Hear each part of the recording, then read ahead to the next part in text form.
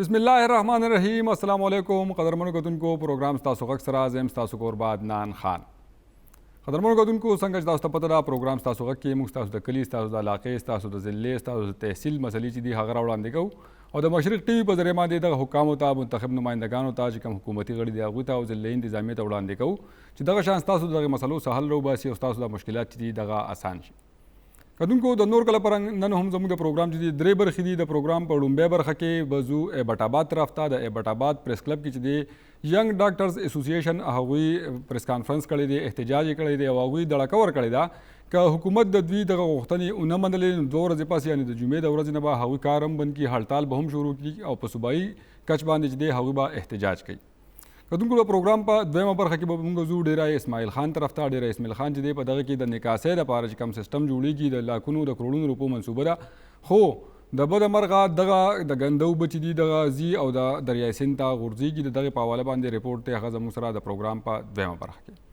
कदुनको the program पर द्रेमा बरख के जमूसरा द स्वात ना चिकम दे यौ नन यौ पेख मख तरागली दा बेगा ची दे यौ कस निवली शवी दी पुलिसो गिरफ्तार करे दी द बंड ताने ते रावस्ते दे और सहर ची दे पर मुबैन तोगा द खबर मख तरागली ची हकीदी हवालात के चिकम बन कसो हगा खुदकशी करे दा और खपल जानी ची दे हगा वजल दे पदगे मान दे DPO से एक्शन अगस्त दे दो कसान ची दी बताना के हगा मुअत्तल करी दी दगा स वाक़या मख तरागले वा दगा कस गिरफ्तार शवे वली और ब्या दगा स करवाए उस पर कमजे के रवाना द तफ्तीश ची दे पर कमजे के रवान दे आया दगा कम कसान मुअत्तल शवी दी द हवी से पोजीशन दे गिरफ्तार करे शवी दी या नदी गिरफ्तार करे शवी दगा चिकम मामले दा बदे माने खबर को द प्रोग्राम पर द्रेमा बरख के खबरों को उनको द प्रोग्राम पर जुड़ुम्बे बरख के लावलजू दगा एबटाबाद तरफ था the Abbottabad young doctors association जी प्रेस कॉन्फ्रेंस करे हवी स मुतालिबी लरी और स मुतालिबे करे द हुकूमत ना दगा डुम्बे द दुदा मुतालिबे और बेराजू पदे बांधे बा जमू सरा द यंग डॉक्टर्स एसोसिएशन जी सदर दे डॉक्टर सलीम साहब हागाना बा तफसीलात अखलोर दे सरा सरा जमू जी द एबटाबाद नुमाइंदे दे हागा सरा बा हम पदे बांधे खबर तरीको डुम्बे राजे ची दगा वाउर जी स मुतालिबे लरी इशू आया हुआ है तो वो इशू से पहले मैं थोड़ी से TMO पे बात करना चाहता हूँ कि ट्रेनिंग मेडिकल ऑफिसर होता क्या है। ट्रेनिंग मेडिकल ऑफिसर वो डॉक्टर होते हैं जिनको PGMI हेल्थ के डायरेक्शन पे कुछ हॉस्पिटल ट्रेनिंग के लिए भेजती है, जिसको आम लफ्ज़ों में हम स्पेशलाइजेशन कहते हैं। तो उसी तरह हमारे जो है कोई 400+ ट्रेनिंग मेडिकल ऑफिसर PGMI ने अयूब टीचिंग हॉस्पिटल ट्रेनिंग के लिए भेजे हैं। इनकी तनख्वाह का एक तरीक़ाकार होता है, कैटेगरी का सिस्टम बनता है, A, B और C कैटेगरी होती है। पहले एबटाबाद और पेशावर को कैटेगरी A में डाला गया था। कैटेगरी A, B और C के अलाउंसेस में और उनकी पे में डिफरेंस होता है। B और C की ज़्यादा होती है, A की कम होती है। इस दफ़ा जो बजट 2021 साल 2021-22 का बजट जो अनाउंस हुआ उसमें हेल्थ मिनिस्टर के डायरेक्शन पे एबटाबाद को कैटेगरी B में डाला गया। फिर हमने कोशिशें की, तंजीमों वाले हमारे दोस्त उनसे मिले, हमें बार बार ये यकीन दिलाया गया कि सारे डॉक्टर्स जो हैं from training medical officer to house officer to consultant to professor to administrator, जितने डॉक्टर्स हैं वो भी सारे जो है कैटेगरी B में इंक्लूडेड होंगे। हमें ये यकीन दिलाया गया कि जैसे ही ये प्रोसेस कंप्लीट होगी आप सबको अलाउंसेस और आपकी पे जो है वो अकॉर्डिंग टू कैटेगरी B मिलेगी। लेकिन अभी कुछ दिन पहले ये नोटिफिकेशन हो गई, ट्रेनिंग मेडिकल ऑफिसर जो स्पेशलाइजेशन कर रहे हैं, जो डॉक्टर साहबान जो फ्रंट लाइन पे होते हैं, हमेशा आपके 24 घंटे ड्यूटीज़ पे होते हैं, उन डॉक्टर साहबान को कैटेगरी B के अलाउंसेस और कैटेगरी B की तनख्वाह से महरूम किया गया। हम ये समझते हैं कि ये सरासर नाइंसाफ़ी है, एक ज़्यादती है। और इन हालात में कि जब कोविड एक इमरजेंसी है, 2019 से हम कोविड में ड्यूटीज़ करते आ रहे हैं, तो आपके कोरोना वार्ड में जो एक्स्ट्रा ड्यूटी है जो हमारे करिकुलम में नहीं है, हमारे ड्यूटीज़ में शामिल नहीं है, जो हमें CPSP और PGMI की तरफ से हमारी जो ड्यूटीज़ सब ने मिल बैठ के ये सोचा था कि चूँकि हमारे मुल्क पे एक इमरजेंसी कोविड में एक्स्ट्रा ड्यूटीज़ की है और अभी भी कर रहे हैं, इस चीज़ को ईद बोनस दी जाती है, हमें रिस्क अलाउंस दिया जाता। इसके बजाय उन्होंने हमारी हौसला शगनी की है। ट्रेनिंग मेडिकल ऑफिसर जो फ्रंट लाइन पे ड्यूटीज़ करते आ रहे हैं उनको के दोस्तों से, हम उलमा कौंसिल से, ताजर बरदरान से, वकला बरदरान से सबसे कम्युनिकेशन में है। हमारी रिक्वेस्ट है कि आप लोग हमारी आवाज़ बने और हमारी ये मुतालबा है कि हमें जो है हमारा ये हक़, सिंपल सा मुतालबा है कि हमारा कैटेगरी B का हक़ है एबटाबाद का, जैसे सारे डॉक्टर्स को अगर मिलता है तो ट्रेनिंग मेडिकल ऑफिसर को भी एबटाबाद में कैटेगरी B का हक़ मिले। अगर खुदा न ख्वास्ता ये लोग एडवेंचर के मूड में है और ये हमें हमारा हक़ नहीं देते, हमने रिटन एप्लीकेशन लिखा है, वो हमने health secretary finance, special secretary, health minister, CEO, dean PGMI को, अपने जो यहाँ पे हमारे एडमिनिस्ट्रेटर मेडिकल डायरेक्टर साहब है और CEO हॉस्पिटल डायरेक्टर साहब, उनको भी हमने रिटन एप्लीकेशन दिए। उसमें हमने उनको जुमे के दिन तक का टाइम दिया है कि जुमे के दिन तक हमारा ये मसला हल करें। आप सबसे भी रिक्वेस्ट है, इन साहिबान से हमारी रिक्वेस्ट है कि हमारा ये मसला हल करें, कि ये ऐसा ना हो कि जुमे के दिन तक ये मसला हल ना हो, मजबूरन फिर हमें एहतजाज वाले रास्ते पे, जो कि हम बिल्कुल चाहते नहीं हैं। हम डॉक्टर हैं, हम स्टेथोस्कोप के साथ, पेन के साथ, हमें अच्छा लगता है, हम मरीज़ देखते हैं, हम मरीज़ की खिदमत करें, गरीब आवाम की खिदमत करें। लेकिन हमें लगता है कि ये जितने ऊपर की कुर्सियों पे लोग बैठे हुए ये चाहते हैं कि हमसे ये खिदमत हम ना करें, हमें मजबूरन स्ट्राइक पे जाना पड़े। तो हमारे एक बार फिर मैं अपने एसोसिएशन की तरफ से, अपनी कम्युनिटी की तरफ से, ये सारे साहिबान जो ज़िम्मेदारान हैं, इनसे मेरी रिक्वेस्ट है कि आप लोग जुमे के दिन तक हमारा मसला हल करें और हमें वापस अपने वार्ड में जाए, हम अपने मरीज़ देखें। फिर कहीं ऐसा ना हो कि हमें मजबूरन एहतजाज वाले रास्ते पे जाना पड़े। मैं सेंटर को इस टाइम रिप्रेजेंट कर रहा हूँ और हमारी सेंटर से YDA जो एबटाबाद है इसको फुली सपोर्ट है। ये इस सिचुएशन में जो भी डिसीजन लेंगे हम सेंटर से इनको सपोर्ट करेंगे। अगर खुदा न खास्ता इनकी ये डिमांड यहाँ पे हल ना हुई तो हम सेंटर पे भी वही करेंगे जो इनकी कॉल होगी, चाहे इसके लिए हमें विड्रॉल करना पड़े, कोविड ड्यूटी से बाइकआउट करना पड़े या कोई और लाया अमल अख्तियार करना पड़े। सबसे पहले देखें, मैं आपको एक बात समझाना चाहता हूँ कि कैटेगरी A और B है क्या। हम तो सारे यहाँ पे ये कह रहे हैं कि कैटेगरी B हुआ है तो अलाउंस का इशू है। अलाउंस का इसका इशू नहीं है। सबसे पहले हज़ारा के लोगों को तो ये समझना चाहिए कि कैटेगरी B हुआ क्यों है।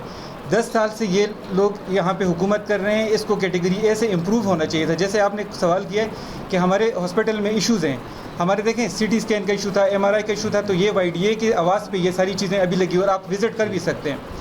कैटेगरी B का मतलब है कि डिप्रूवमेंट आई हुई है, इम्प्रूवमेंट नहीं आ रही। पीछे 10 सालों से या 8 सालों से अगर इनकी गवर्नमेंट है तो इन्होंने कोई इम्प्रूवमेंट नहीं लेके आई हुई। जब इनसे इम्प्रूवमेंट भी नहीं लेके आ सकें और ये उसको सस्टेन भी नहीं कर सके तो इन्होंने पूरे डिस्ट्रिक्ट को कैटेगरी B में डाल दिया। ये देखें, सोचने वाली बात है। ये आप लोगों को भी ये आवाज़ उठानी चाहिए कि भाई कैटेगरी B हुआ क्यों है। अब अगर कैटेगरी B हुआ है तो कैटेगरी B में सिर्फ TMOs को ही आपने एक्सक्लूड क्यों किया है। देखें, ये आप एक कॉन्फ्लिक्ट खुद बनाना चाहते हैं ना। ये लोग कॉन्फ्लिक्ट बनाना चाहते हैं कि भाई हमारे हर कैडर के लोग जो हॉस्पिटल में काम करते हैं, डिस्ट्रिक्ट में काम करते हैं, उनको कैटेगरी B में शामिल कर दिया है और सिर्फ जो TMOs हैं, जो फ्रंट लाइन वॉरियर हैं, आप सब यहाँ के लोकल लोग हैं, आप लोग हॉस्पिटल जाते हैं, आपको सवाई TMO के इमरजेंसी में, OT में, हर जगह पे TMOs ही मिलते हैं। तो फिर TMOs के साथ ये वाला डिस्क्रिमिनेशन वाला सलूक नहीं होना चाहिए था। हम लोग जो यहाँ पे आए हुए हैं, हम कोई शौक़ से नहीं, हम मजबूरन आए हुए हैं। फिर भी डॉक्टर सलीम से आपने सवाल किया था कि आप लोगों ने क्या किया है। हम पीछे 2 महीने पहले ये कैटेगरी B वाला इशू हुआ था और नोटिफिकेशन अभी आया है। 2 महीनों से हम मुसलसल इस चीज़ पे लगे हुए हैं। हम हेल्थ सेक्रेटरी से, फाइनेंस सेक्रेटरी से, जो हेल्थ PGMI सबसे हमारी मुलाकातें हुई हैं। हमें प्रॉपर रिस्पांस किसी का नहीं आया।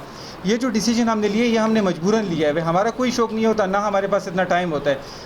हमारा सबसे पहली प्रायोरिटी है कि हमारे पेशेंट सफ़र ना करें। हमारे पेशेंट हमारे लोकल लोग हैं, हम यहाँ के लोकल लोग हैं, तो सबसे पहले तो हमें फेस करना पड़ता है उन्हें। तो हम ये चाहते हैं कि इसकी नौबत ही ना आए। कैटेगरी B वाला इशू ये सॉल्व करें, ये कोई इतना बड़ा इशू नहीं है। अगर खुदा ना खास्ता कैटेगरी B का इशू ये सॉल्व नहीं करते जुमे तक, हम जो भी स्टेप लेंगे, हम आपके थ्रू ये सबको ये मैसेज देना चाहते हैं। देखें, हर बंदा हमारे साथ है।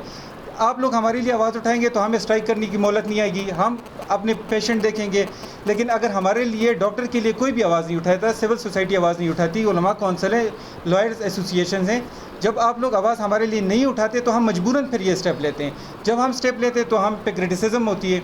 2 महीनों से हम लगे हुए हैं, हमने ये सारी बातें की हैं। अभी भी जुमे तक का हमने उनको टाइम दिया हुआ है। इस टाइम में अगर वो हमारी डिमांड फुलफ़िल करते हैं तो हमें कोई शौक़ नहीं है किसी किस्म का स्ट्राइक का, लेकिन अगर वो नहीं करते तो फिर हम अपना नेक्स्ट स्टेप उठाएंगे और आप सबकी सपोर्ट चाहिए होगी। दूसरी बात मैं आपसे कहता हूँ, जो कोविड वाली सिचुएशन है, कोविड सिचुएशन में इस टाइम तकरीबन 7-8 यूनिट्स हमारे काम कर रहे हैं। देखें, इनको इम्प्रूवमेंट लानी चाहिए थी। पीछे 2 सालों से ये इशूज़ चल रहे हैं। इनको एक प्रॉपर हॉस्पिटल जो है ना वो डिक्लेयर करने चाहिए था जिसमें सिर्फ कोविड के पेशेंट्स हों। अभी इन्होंने क्या किया कि जो हमारी एग्जिस्टेंस स्पेशलिटीज़ हैं उन्होंने उनको भी बंद कर दिया है। हमारी आई का यूनिट बंद है, हमारे ENT का यूनिट बंद है, हमारे पल्मो का यूनिट बंद है, हमारे डर्मा का यूनिट बंद है, हमारे 2 गायनी के यूनिट जो हैं वो बंद किए हुए हैं उन्होंने। वहाँ पे कोविड्स के पेशेंट्स हैं।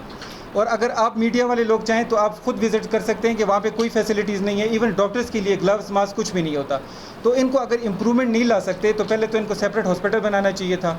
वो भी नहीं बना सकते, कम से कम जो एग्जिस्टिंग फैसिलिटीज़ हैं इसको तो ना ख़राब करें ना, इसमें वो फैसिलिटीज़ दें हमें, हम काम करेंगे, हम काम करने के लिए। डॉक्टर जब बनता है इंसान, वो इसलिए नहीं बनता कि कल मैं मरीज़ से भागूंगा या जब कोई इमरजेंसी आएगी तो मैं उससे भागूंगा। लोग तो ये परसेप्शन ये होगी कि ये काम कर, लेकिन हमारा कोई इसमें इंटेंशन नहीं है।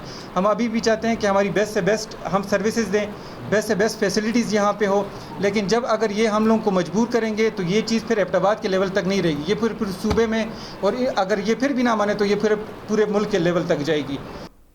जी कदरमनो दगा द YDA young doctors association Abbottabad चिकम डॉक्टरानू द हवी खबरे द हवी प्रेस कॉन्फ्रेंस तासु आवरेदो दा वक्त दी हम दगे यंग डॉक्टर्स एसोसिएशन एबटाबाद सदर डॉक्टर सलीम साहब मुंगसरा पलाइन बांधी मौजूद है लुम्बे ख्वागुता प्रोग्राम के हरकली। जी डॉक्टर सलीम साहब, आपको प्रोग्राम में खुशामदीद कहते हैं। बहुत बहुत शुक्रिया। सबसे पहले मैं पूरे मीडिया का और आपकी पूरी टीम का शुक्रिया अदा करता हूँ कि आप लोगों ने हमें टाइम दिया, हमारी आवाज़ सुनी और लोगों तक हमारी आवाज़ पहुँचाई। Thank you so very much. हमारा प्रोग्राम जो है ये बेसिकली आपकी आवाज़ है, आवाम की भी आवाज़ है, पुलिस की भी आवाज़ है, डॉक्टर्स की भी आवाज़ है। तो इसमें हम लोग यही करते हैं कि जो हमारे मसाइल होते हैं इलाकाई, डॉक्टर्स के हों, पुलिस के हों, कोई दूसरे महकमे के हों, उनकी आवाज़ बनते हैं। तो हम आज आपको मौका दे रहे हैं अपने प्रोग्राम की तवस्सुत से। आप मुतालिबात क्या है आपके, और क्या स्ट्राइक की कॉल आपने दी है? क्या मुमकिन है कि आप ये स्ट्राइक की जो कॉल है ये वापस लेंगे? मुतालिबात पहले आपने बताया, फिर जिससे आपने मुतालबा करना है उनकी से आप मुतालबा भी कर सकते हैं। जी सर, सबसे पहले मैं थोड़ा सा बैकग्राउंड में आपको लेके जाता हूँ। 3 किस्म के डॉक्टर्स होते हैं, एक कंसल्टेंट डॉक्टर होते हैं, एक हाउस ऑफिसर होते हैं और एक ट्रेनिंग मेडिकल ऑफिसर होते हैं, जो स्पेशलाइजेशन के लिए जिनको PGMI भेजती है मुख्तलिफ अस्पतालों में, मुख्तलिफ जगहों पे पूरे KPK में, और वो स्पेशलाइजेशन करते हैं उन अस्पतालों में। इसी तरह के 400 से ऊपर डॉक्टर जो है वो PGMI ने भेजे हैं। अयूब टीचिंग हॉस्पिटल एबटाबाद में वो काम कर रहे हैं, उनको ट्रेनिंग मेडिकल ऑफिसर कहा जाता है। उन ट्रेनिंग मेडिकल ऑफिसर को PGMI हेल्थ पे करती हैं PGMI के थ्रू। उनके डिफरेंट कैटेगरीज बनी होती हैं, कैटेगरी A, B और C। अब पहले जो था, पहले कैटेगरी सिस्टम था, उसमें एबटाबाद कैटेगरी A में था पेशावर के साथ। तो इस दफा जब बजट पेश हुआ तो इसमें एबटाबाद को इन्होंने प्लेस किया कैटेगरी B में। तो बाकी जो सारे डॉक्टर है, हाउस ऑफिसर है, कंसल्टेंट है, मेडिकल ऑफिसर है, एडमिनिस्ट्रेटिव पोस्ट पे जितने भी है, उनको इन्होंने इंक्लूड किया है कैटेगरी B में। उनको अलाउंसेस और उनको पे जो है वो कैटेगरी B वाले मिलेगी। जो स्पेशलाइजेशन करने के लिए डॉक्टर्स आए हैं, जो फ्रंट लाइन पे कोविड में ड्यूटीज कर रहे हैं, जो फ्रंट लाइन पे 24/7 इमरजेंसी वार्ड में संभाल रहे हैं, उन्हीं डॉक्टरों के साथ उन्होंने इम्तियाजी सलूक करके, उनके साथ नाइंसाफी करके उनको कैटेगरी B के अलाउंसेस और पे से उन्होंने महरूम किया है। तो हमारा मुतालबा सिंपल सा एक ही मुतालबा है कि हमारा ये मसला हल कराए। हमारा ये जायज हक है कैटेगरी B की तनख्वाह और अलाउंसेस अगर बाकी डॉक्टर्स को एबटाबाद डिस्ट्रिक्ट में मिलती हैं तो ट्रेनिंग मेडिकल ऑफिसर्स को भी वो मिले। और ये हमारा मुतालबा जो है वो PGMI CEO और डीन PGMI से है, हेल्थ सेक्रेटरी से हैं, finance minister and health minister Taimur Jhagra साहब से हैं और स्पेशल सेक्रेटरी साहब से हैं, क्योंकि ये वो वहां से करेंगे, ये लोकल हॉस्पिटल का मसला नहीं है। तो ये PGMI और हेल्थ सेक्रेटरी साथ साथ में minister health and finance minister Taimur Jhagra साहब जो है वो ही हमारा मसला हल कर सकते हैं। अच्छा सर, ये भी बताएं कि जो ट्रेनी डॉक्टर्स हैं इनका काम क्या होता है हॉस्पिटल्स में, मतलब क्योंकि वो ट्रेनिंग कर रहे हैं आपके बकौल, तो इनका क्या किरदार होता है अस्पताल में मरीजों के साथ? देखिए, ट्रेनी डॉक्टर्स जो होते हैं उनका काम ये होता है कि वो एक दो काम उनके होते हैं। एक पेशेंट केयर होता है और दूसरी उनकी लर्निंग होती है कि वो चीजें सीखे।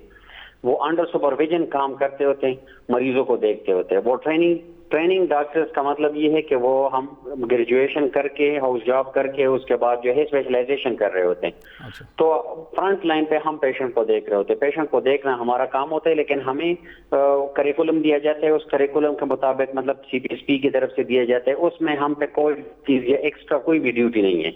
लेकिन हंगामी सूरत हाल आया था तो सारी कोविड ड्यूटी जो है वो ट्रेनिंग मेडिकल ऑफिसर्स करते आ रहे हैं और अभी भी कर रहे हैं। बजाय इसके कि इस बात की हौसला अफजाई की जाती, हमें रिस्क अलाउंस दिया जाता, हमें ईद बोनस दिया जाता और चीजें दी जाती, अप्रिशिएशन हमारी हो जाती।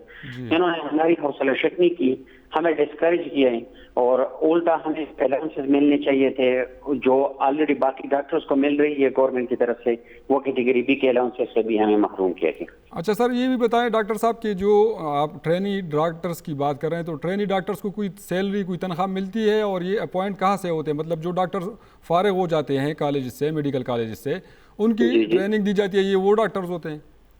ये सर होते हैं जो कॉलेज से फारिग हो जाते हैं, वो 1 साल का वो जॉब करते हैं। फिर CPSP पाकिस्तान का एक इदारा है स्पेशलाइजेशन का, उनके पास उनके साथ ये इम्तिहान देते हैं। इम्तिहान जब पास करते हैं तो 4 साल का और कुछ के 5 साल का दौरानिया होता है ट्रेनिंग का जी। वो उनको मुख्तलिफ इदारे जैसे हमारे KPK में उनको PGMI पेशावर जो है वो हेल्थ PGMI पेशावर के जरिए उनको तनख्वाह देती है। स्कॉलरशिप स्टाइपेंड टाइप है, तनख्वाह भी नहीं होती। वो तनख्वाह हमें PGMI के थ्रू हेल्थ डिपार्टमेंट देती है। अच्छा, तो मतलब अपॉइंटमेंट और सब जो है वो हेल्थ डिपार्टमेंट के साथ है, और ये जो आपके मुतालिबात है ये भी हेल्थ डिपार्टमेंट से है। ये जो खैबर पख्तूनख्वा हुकूमत है पिछले 8 साल से, इन्होंने तो बड़ी दावे किए हैं कि हमने हेल्थ में इतनी रिफॉर्म्स किए हैं, अस्पतालों की हालत ये है। दूसरी तरफ डॉक्टरों का ये हाल है। आप अस्पताल के हवाले से भी बात कर रहे हैं कि वहाँ पे जो कोरोना पेशेंट्स हैं उनके लिए जो ग्लव्स हैं या जो दूसरी लवाजमात है डॉक्टर्स के लिए वो भी मौजूद नहीं होती। बिल्कुल, ये सही कहा आपने। इसी तरह ये यहाँ पे हालात इंतहाई मतलब जिस तरह प्रोजेक्ट किए जा रहे हैं उस तरह के हालात नहीं है, बहुत ही संगीन हालात है। ऑक्सीजन का प्रेशर, सबसे पहले हम मरीज की बात करते तो हम ट्रेनिंग मेडिकल ऑफिसर जितने डॉक्टर है फ्रंट लाइन पे वो हम मरीज को सबसे पहले रिसीव भी करते हैं, मरीज की ट्रीटमेंट हम शुरू भी करते हैं और फिर अपने सीनियर से हम कंसल्टेशन करते हैं, उनसे ओपिनियन लेते हैं और आगे जारी रखते हैं। तो सबसे पहले जब पेशेंट आते हैं, आजकल कोविड के वार्ड में सबसे बड़ा मसला जो है वो ऑक्सीजन प्रेशर का है। बार बार यकीन दहानी कराने के बावजूद इंतजामिया जो है उस मसले को हल नहीं कर सकी, और भी बहुत सारे मसाइल हैं। लेकिन इस वक्त जो हमारे मेन मसला है वो कैटेगरी B के अलाउंसेस के हवाले से है। तो वही डॉक्टर जो कोविड में फ्रंट लाइन पे बगैर किसी मास्क के, बगैर किसी PPE के, बगैर किसी सहूलियात के, बगैर किसी अलाउंस के, बगैर रिस्क अलाउंस के, बगैर शुहदा पैकेज के फ्रंट लाइन पे जो डॉक्टर आपके लिए कोविड में ड्यूटी सर अंजाम दे रहे, जो कि एक एक्स्ट्रा ड्यूटी उन पर डाली गई है। 2 साल का ऑलमोस्ट अरसा हो गया इन्होंने कोई इंतजाम नहीं किए, फिर भी वो डॉक्टर्स ने कोविड ड्यूटी से इनकार नहीं किया, वो कोविड में ड्यूटीज करते आ रहे, और बजाय इसके कि उनको अप्रिशिएट किया था इन्होंने डिस्करेज किया, हौसला शक नहीं किया हमारे, और हमें हमारे अलाउंसेस से महरूम किया गया। अच्छा, दूसरी तरफ डॉक्टर साहब ये जो हुकूमत है वो तो बड़े बहुत दावे कर रही है कि हमने अस्पतालों में ये सहूलियात दी है, स्पेशली कोरोना के जो कोविड सिचुएशन है इसके हवाले से। जैसे कि आपने कहा कि हमें सहूलियात नहीं दी जा रही, बग़ैर मास्क के हम मरीज़ों को देखते हैं और पहले रिसीव करते हैं जो पेशेंट्स को, तो डॉक्टर्स ने और नर्सेज ने उन्होंने मास्क नहीं पहने होती। ये तो बहुत संगीन सूरत हाल है। फिर डॉक्टर्स की जान जो है वो अलग से ख़तरे में है, पेशेंट का तो है ही ख़तरा, तो डॉक्टर्स की लाइफ भी ख़तरे में है। बिल्कुल ख़तरे में है। मैं आपको बताता चलूँ 650 मतलब 6,50,000 रुपए के हमने खुद PPEs और N95 मास्क, ग्लव्स और ये चीजें और कुछ हमारे दोस्तों ने डोनेट करके हमने डॉक्टर्स में और अदर स्टाफ जो ड्यूटी कर रहे कोविड में, यंग डॉक्टर एसोसिएशन इब्टाबाद ने खुद अपने पैसों से फंड कलेक्ट करके चीजें खरीद के अपने डॉक्टर्स में डिस्ट्रीब्यूट किए हैं। अच्छा, ये इन्होंने नहीं दिया, हम किए हैं, खुद से डॉक्टर्स ने फंड कलेक्ट किए हैं और लोगों ने फंड्स कलेक्ट किए हैं, उससे खरीद 6,50,000 के फंड हमारे पास पूरा रिकॉर्ड भी पड़ा हुआ है, और हमने जब वो सोशल मीडिया पे हम अपडेट भी करते रहे तो हम वो चीज दे भी चुके हैं। 6,50,000 तक हम पैसे लगा चुके हैं अपने जेब से, अपने डॉक्टरों, अपने सीनियर से, अपने कलीग से, अपने दोस्तों से पैसे इकट्ठे करके, और वही चीज उस पे हमने PPE प्रोटेक्टिव जितनी चीजें चाहिए होती है, मास्क हो गए, जितने फेस शील्ड, सारी चीजें खरीद के ऑन ड्यूटी स्टाफ और डॉक्टर्स को हमने प्रोवाइड किया यंग डॉक्टर एसोसिएशन ने। इसके बावजूद हालात इकट्ठी की थी ये रकम जी, यंग डॉक्टर्स एसोसिएशन ने ये रकम इक्कठी की है। जी बिल्कुल, यंग डॉक्टर एसोसिएशन इब्टाबाद ने ये इकट्ठी की है, और हमने फिर अपनी तरफ से हमने फिर अपने इर्द गिर्द के हॉस्पिटल जो है DHQ मानसर, DHQ बडगाम तक भी हमने अपनी तरफ से ये मास्क और ये चीजें डोनेट भी की है उनको भी। जी सर, बहुत मेहरबानी आपकी डॉक्टर सलीम साहब, आपने हमें वक्त दिया और अपना जो मसला था वो हुकाम के सामने रखा। जी इस वक्त हमारे साथ जो मौजूद है हमारे नुमाइंदे एबटाबाद से आसिफ इकबाल साहब। जी आसिफ इकबाल साहब, ये जो यंग डॉक्टर्स एसोसिएशन एबटाबाद हड़ताल कर रही है, ये बड़ा एक शिकवा इन्होंने किया है कि एबटाबाद के जो अस्पताल है वहाँ पर कोविड के हवाले से कोई ऐसी सहूलियात मौजूद नहीं है, और इन्होंने ये भी दावा किया है कि ये 6,50,000 रुपये इन्होंने जमा किए थे कोविड फ़ंड के लिए, और डॉक्टर्स को इन लोगों ने मास्क और जो दूसरा सामान है वो यंग डॉक्टर्स एसोसिएशन एबटाबाद वाले दे रहे हैं, बजाय कि हुकूमत अपनी जिम्मेदारी पूरी करते ये देते। इसमें आप क्या कहेंगे? जी बिल्कुल, आज जो इत्तेफाक प्रेस क्लब में यंग डॉक्टर एसोसिएशन के एक बहुत बड़े वक्त ने प्रेस कॉन्फ्रेंस की है, और इनका सबसे बड़ा जो है मेरे नज़दीक जो मुतालबा है वो कैटेगरी बी के तहत तमाम सहूलियात जो उनके ट्रेनिंग डॉक्टर जो अहमदाबाद के 8 वार्ड जो इससे पहले आई वार्ड था, स्किन का था, गायनी का था, पल्मोनरी का था, उन तमाम वार्ड को कोरोना में चेंज कर दिया गया। वहाँ ये लोग ड्यूटियां कर रहे हैं, वो ट्रेनी डॉक्टर मेडिकल ऑफिसर ड्यूटियां कर रहे हैं। जहाँ जब कोई स्पेशलिस्ट नहीं पहुंचता वहाँ ये लोग पहुंचते हैं और ड्यूटियां करते हैं। और दूसरा इनका सबसे बड़ा ये मुतालबा था कि इनको सहूलियात नहीं मिल रही है। शुरू में थोड़ी बहुत इनको जो अस्पताल जानब से मास्क वगैरह दिए गए थे, कुछ चीजें नहीं की थी, लेकिन उसके बाद तकरीबन 1.5 साल होने वाला है यहाँ जो इन कोरोना वार्ड में जो काम कर रहे हैं, इन 8 जो वार्ड चेंज किए हैं, इनमें काम उन तमाम के तमाम डॉक्टर जो है अपने आप को बचाने के लिए अपने जो जेब से मास्क वगैरह बाकी जो चीजें हैं वो खुद लेके आते हैं। और मेरे जो है के मुताबिक कुछ अर्सा पहले इन्होंने अपने जो इनकी अपनी एसोसिएशन थी उसके जो है मिल मिला के जो चंदा इकट्ठा किया और उससे इन्होंने अपने आप को बचाने के लिए मास्क वगैरह जो सैनिटाइजर थे जो उनकी पूरी किट होती है वो सब कुछ इन्होंने लेके आए। यहाँ डॉक्टर सलीम इनके जो प्रेसिडेंट हैं उन्होंने यही मुतालबा किया है कि जो लोग जो डॉक्टर जो फ्रंट लाइन में काम कर रहे हैं, जो चाहे वो इब्तदाद में है चाहे वो किसी भी और अस्पताल में है, वो तमाम के तमाम बगैर सहूलियात के काम कर रहे हैं। हुकूमत की जानिब से जो भी कहा जा रहा है, दावा किया जा रहा है, वो सब के सब जो है वो सिर्फ अखबारात की हद तक है या अखबारी बयानात की हद तक है, लेकिन अमली तौर पर हमें किसी किस्म कोई सहूलत जो है हुकूमत महकमा सेहत नहीं दे रहा। हम अब मजीद जो है काम नहीं करेंगे। यहाँ डॉक्टरों के वफ्द ने जो है एक जुमे की डेडलाइन दी है। उन्होंने कहा कि जुम्मे तक हमें जो कैटेगरी बी में जो बाकायदा अनाउंस हो चुका है, लेकिन उसके तहत सहूलियात जो डॉक्टरों को नहीं दी जा रही, वो सहूलियात वो तनख्वाहें दी जाएं। इसकी इजाजत खास तौर पर जो वार्ड में डॉक्टर काम कर रहे हैं, लेडी डॉक्टर्स काम कर रहे हैं, स्टाफ वगैरह तमाम, उन्होंने तमाम की बात की। उन्होंने कहा कि ये हम सब का ये मसला है, डॉक्टर्स का भी है, लेडी डॉक्टर्स का भी है, जो पैरामेडिक्स भी वहाँ पे काम कर रहे हैं, उन सबको कम अज कम गवर्नमेंट जो है सहूलियात दे, मास्क दे, सैनिटाइजर दे, रोजाना की बुनियाद पर सफाई हो, ये तमाम सहूलियात मुहैया की जाए ताकि हम लोग अपने घरों में कोरोना को लेकर जाए। हम तो चले जहाँ भी हैं, अल्लाह ने हमें 2 साल से 1.5 साल से हम लोग काम कर रहे हैं, अल्लाह में जिंदगी दे रहे हैं, हम फ्रंट लाइन में काम कर रहे हैं, लेकिन हम ये चीज अपने बच्चों में, अपने बहन भाइयों में, अपने बुजुर्गों में, अपने वालिदैन में न लेके जाए। इसलिए हमारा ये मुतालबा है कि हमें हुकूमत जो है हर तरह सहूलियात दे ताकि हम मजीद आगे काम करें। जुमे के बाद हम जो है मजीद इन्वार्ड में काम नहीं करेंगे। इसके बारे में उन्होंने कहा हमने हेल्थ सेक्रेटरी को, स्पेशल सेक्रेटरी को, फाइनेंस सेक्रेटरी को, अस्पताल की इंसानियों को भी हमने आगाह कर दिया है कि बस अब काफी हो चुका है, बहुत हो चुका है, बहुत वक्त गुजर चुका है, हमें बहुत लालीबाप दे दिया गया, अब हम बर्दाश्त नहीं करेंगे। जी अच्छा आसिफ इकबाल साहब, ये भी बताएं कि जो ज़िले इंतज़ामिया को जो एक ज़िले से दूसरे ज़िले की जो ट्रांसपोर्ट है ज़िले अजला के दरमियान, उस पर बंदिश लगाई गई है 8 अजला में, तो वहाँ पे क्या सूरत हाल है? ऑल ओवर कोरोना की सूरत हाल क्या है? अमवात हो रही है क्या? मतलब दिन में कितने लोग जो हैं वो जाम बहक हो रहे हैं? दूसरी बात कि वहाँ पे रेशो कितना है, तनासुब कितना है जो मस्बत केसेज है उनका? सर इस वक्त अहमदाबाद की जो अयूब मेडिकल अस्पताल है इस पर बहुत ज्यादा बर्डन है, क्योंकि अहमदाबाद, मस्जिदा, कोस्तान, बड़ग्राम और ऊपर के बलाई जितने अजला हैं और खासतौर पर हरीपुर से भी कई सीरियस पेशेंट जो है जो यहाँ जब इनकी सहूलियात में कमी होती है या यहाँ भी वार्ड फुल है तो उनका रास्ता जो अहमदाबाद की तरफ भी होता है और अहमदाबाद में जो है वो सहूलियात न होने के बराबर है। और जहाँ जो रोज की रिपोर्ट जो है हरीपुर में भी 2-3 पेशेंट जो है रोजाना जो है उनकी डेथ हो रही है और जो कोरोना रेशो है, केस है, वो दिन ब दिन बढ़ रहे हैं। इसी तरह अहमदाबाद में जो मैंने आपसे जिक्र किया बलाई अजला का जोर अहमदाबाद पर है। अहमदाबाद में जो कोरोना मरीजों की रजिस्ट्रेशन है वो सबसे ज्यादा है। रोजाना की बुनियाद पर 30-40-50%, 60% रोजाना अस्पताल में आ रहे हैं और इसी तरह रोजाना 5-7 पेशेंट की डेथ जो है अहमदाबाद में सिर्फ हो रही है।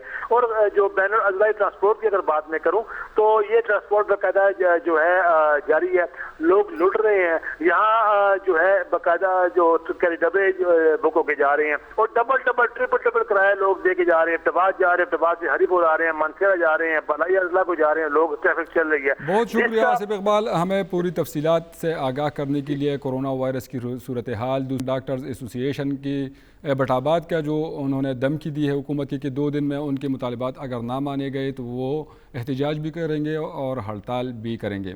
قدرمنو کتونکو دغه ټولې خبرې تاسو واورېدې د آصف اقبال د خولې نه هم واورېدې ډاکټر سلیم صاحب چې دی هغه هم په تفصیلي خبرې په دغه خپلو مطالبو باندې وکړې چې یاره دوی څه مطالبې لري او دغه سهولیاتو په حواله باندې هم تاسو واورېدل. بل خوا چې دی که وګورو په ایبټ آباد کې د کرونا کیسونه چې دي هغه په سیوا کېدو دي، په هسپتالونو کې رش سیوا دی، خو بین الاضلاعي چې کوم ترانسپورټ دی د هغې د بندې صرف خبرې شوي دي، خو ترانسپورټ چې دی هغه جاري دی او مسافر چې دی هغه لوټلی کېږي ځکه چې ډرایورانو د پابندۍ د وجې کرایانې سیوا کړي دي. دا نه چې خپله پابندۍ باندې عمل کوي او خپل ګاډي ودرولي، خو کرایې چې دا هغه یې ډبله کړې ده، نو حکومت لا په دغې خبرو باندې نوټس اخیستل پکار دی او دغې ته خصوصي پاملرنه کول پکار دي ځکه چې صورتحال نور هم خرابېدی شي. قدرمنو کتونکو د پروګرام په دویمه برخه کې به ځو ډي ای خان طرف ته، خو د هغې نه وړاندې وخت شوی دی وړې شانتې دمې. تاسو مشرق ټي وي سره اوسئ.